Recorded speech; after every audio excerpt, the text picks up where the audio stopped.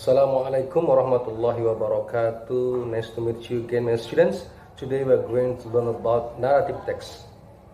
It is the second part of our video talking about narrative text. Let's start it. Before we start, don't forget click like and subscribe. Thank you very much. Now, we will discuss deeply and clearly about social function, category structure, and language focus of narrative text. Let's get started.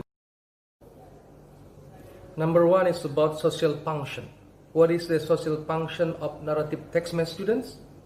Okay, good answer. It is to entertain or to amuse the readers or the listeners. Selanjutnya kita masuk ke poin kedua, generic structure. Baik, sebelum kita mulai, ada yang tahu apa itu generic structures? Iya, susunan atau alur isi teks paragraf awal sampai paragraf terakhir. Baik, Ananda, kalau begitu mari kita mulai bahas.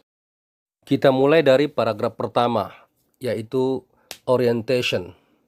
Nah, orientation di part 1 sudah kita jelaskan. Apakah Ananda masih ingat?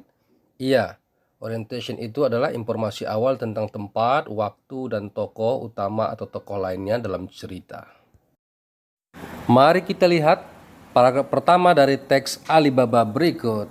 Let's focus. Kalimat dalam kotak hijau once upon a time artinya pada zaman dahulu menunjukkan peristiwa terjadi atau when. Nah, selanjutnya kita cari para karakter atau tokoh dalam cerita atau who, siapa, dan tempat di mana cerita berlangsung atau where. Dari paragraf 1 tersebut kita bisa menemukan main karakternya yaitu Alibaba dan sekaligus pemain lain yaitu penjahat sebanyak 40 orang. Selanjutnya kita lihat place yaitu tempat atau where ya, di mana kejadian berlangsung dalam orientation. Nah, dalam teks ini kita bisa melihat kejadiannya adalah in a cave. Alright, my students, that's about orientation that consists of when, where, and who. Next, we discuss about complication. Complication berisikan tentang masalah, ya, awal masalah muncul sampai terus berlanjut dan sampai ke titik puncak atau klimaksnya. Kalimat yang Mr. beri kotak merah ini kalimat yang mengawali suatu masalah, di mana saudara laki-laki Alibaba yang jahat itu benar-benar iri kepadanya. Dan yang di kotak merah kedua, masalah semakin meruncing karena dia mengikuti Alibaba ke dalam goa.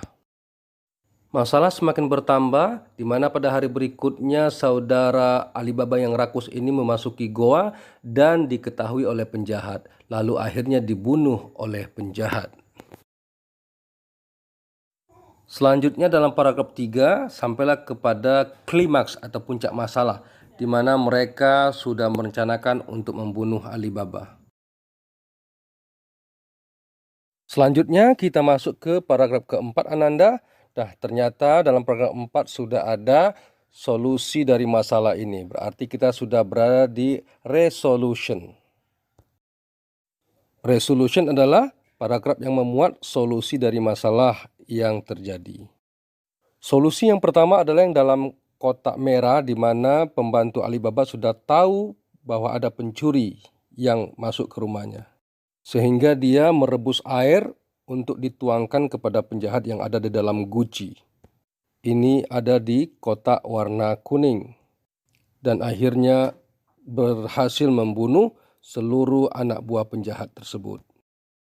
Lalu ketua penjahat pun ditangkap dan dimasukkan ke penjara. Ceritanya dalam kotak berwarna hijau.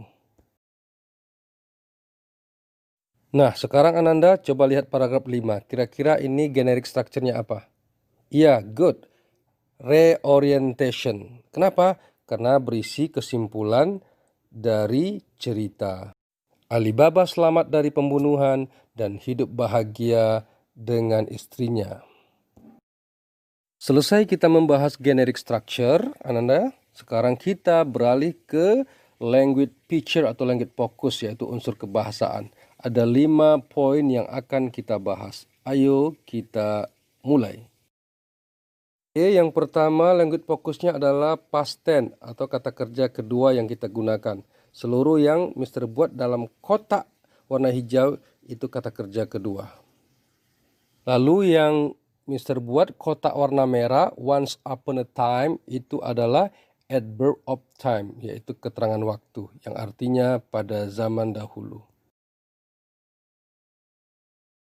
Nah, selanjutnya yang nomor 3 yaitu time conjunction, kata sambung waktu, seperti yang ada dalam kotak merah, suddenly dengan after that.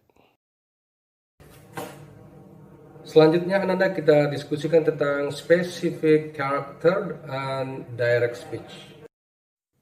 Kalimat yang di dalam kotak warna hijau named Alibaba ini menunjukkan spesifik karakter, yaitu pemeran utama atau tokoh utama. Dan yang dalam kotak warna kuning open sesame yang ada tanda peti itu merupakan direct speech, yaitu kalimat langsung. Nah, selesai sudah Ananda kita membahas naratif teks part 2 ini. Dan mudah-mudahan bermanfaat. Sengaja Mister hampir seluruhnya menggunakan bahasa Indonesia agar Ananda mudah memahaminya. Thanks very much. See you next time. Assalamualaikum warahmatullahi wabarakatuh.